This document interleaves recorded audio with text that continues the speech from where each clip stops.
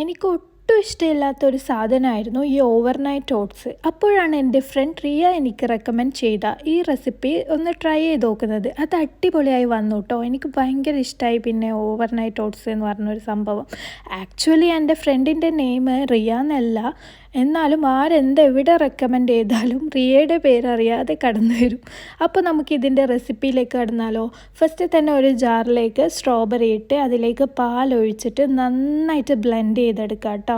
സ്ട്രോബെറിയും പാലും നന്നായിട്ട് ബ്ലെൻഡ് ചെയ്തതിന് ശേഷം ഒരു കപ്പിലേക്ക് നമുക്ക് ഓട്സ് അല്ല ഞാനിവിടെ ഇടുന്നത്, മ്യൂസ്ലിയാണ്. മ്യൂസ്ലി ആകുമ്പോൾ അതിൽ കുറച്ച് നട്ട്സൊക്കെ ഉണ്ടാവുമല്ലോ, അപ്പോൾ കുറച്ചുകൂടി ഹെൽത്തി ആവാമല്ലോ എന്ന് വെച്ചിട്ട് മ്യൂസ്ലിയാണ് ഇട്ടത്.